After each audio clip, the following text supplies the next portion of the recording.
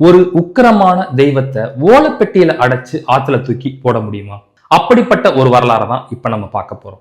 இது Karuppasamy series episode number 4, சந்தன கருப்பன் பெயர் காரணமும் வரலாறு. இந்த சீரீஸை நீங்க தொடர்ந்து பார்க்க நம்ம ஐடியா ஃபாலோ பண்ணிக்கங்க. முடிஞ்சா இந்த வீடியோவை ஒரு 10 பேருக்கு ஷேர் பண்ணுங்க. முன்னொரு காலத்துல மதுரைக்கு பக்கத்துல இருந்த ஐயங்கோட்டை அப்படின்ற கிராமத்துல கடுமையான வறட்சி நிலவுச்சு. அப்ப அந்த பகுதி கமைய நாயக்கர் அப்படின்ற ஒரு ஜமீன்தாரோட கட்டுப்பாட்டுல இருந்துச்சு.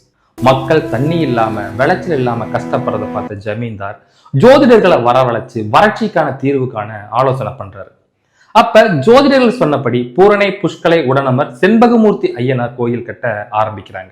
அதே சமயத்துல அந்த பகுதியில மாடு மேய்ச்சிட்டு இருந்த ஒருத்தருக்கு சோழவந்தான் கம்மாக்கரை ஓரத்துல ஒரு ஓலப்பெட்டி கிடைக்குது. அதை எடுத்துட்டு அப்படியே வரும்போது வேடக்காட்டு பொட்டல் இருந்த ஒரு வேப்ப மர நிழல்ல அந்த பெட்டியை வச்சுட்டு கண்ணை சந்து தூங்கிடுறாரு. திரும்பி எழுந்து பார்க்கும்போது அந்த ஓலைப்பெட்டி மாயமா மறைஞ்சு போயிருது.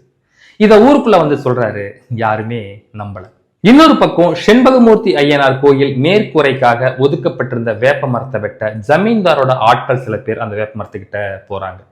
அப்ப அங்கிருந்த ஒருத்தர் மேல சாமி வந்து, நான் மலையாளக்கு இருப்பேன், மலையாள தேசத்திலிருந்து வந்த காவல் தெய்வம், என்னோட உக்கிரம் தாங்க முடியாம என்னை ஓலைப்பெட்டியில அடைச்சு ஆத்துல தூக்கி போட்டுட்டாங்க, இப்ப நான் இருக்கிற இந்த வேப்ப மரத்துக்கு நிம்மதி இருக்காது அப்படின்னு எச்சரிக்கிறார். அங்கிருந்த எல்லாரும் நீ சொல்றத எப்படி நம்புறதுன்னு கேக்குறப்ப, நாளைக்கு வந்து பாருங்க அப்படின்னு சொல்லிட்டு மலையேறாரு. அடுத்த நாள் எல்லாரும் அங்க போய் பாக்குறப்ப காணாம போன ஓலைப்பெட்டி அங்க இருக்குது. அது மட்டும் இல்லாம வேப்ப மரத்திலிருந்து சந்தன வாசமும் வந்துச்சான். அதே நேரத்துல அங்க ஒருத்தருக்கு சாமி வந்து, என்ன முறையா வழிபட்டா இந்த ஜமீனை நான் காப்பாத்துவேன் அப்படின்னு வாக்குறுதி கொடுக்கிறாரு.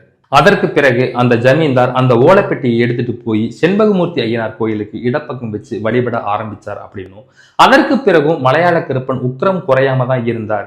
அந்த கோயில் சுற்றுப்பகுதியில யாராவது செருப்போட போனா அவங்க பேரை சொல்லி கூப்பிட்டு குப்புற தள்ளி விடுவார் அப்படின்னும் சொல்றாங்க. இதை கேள்விப்பட்ட ஜமீன்தார் மீண்டும் ஜோதிடர்களை வரவழைச்சு பிரசன்னம் பார்த்து செண்பகமூர்த்தி ஐயனார் கோயிலுக்கு இடது பக்கம் இருந்த மலையாள கருப்பனை வலது பக்கம் மாத்தி பிரதிஷ்டை செய்து சந்தனத்தால அபிஷேகம் செய்து அவரை சாந்தப்படுத்தினாங்க அப்படின்னும், அதற்கு பிறகுதான் மலையாள கருப்பன் சந்தன கருப்பனா காவல் தெய்வமா மக்களுக்கு அருள் பாலிச்சார் அப்படின்னும் சொல்லப்படுது. இதுதான் மலையாள கருப்பன் சந்தன கருப்பனான கதை. அடுத்த எபிசோட் பெரிய கருப்பன் சின்ன கருப்பன் வரலாறு. மிஸ் பண்ணிடாதீங்க.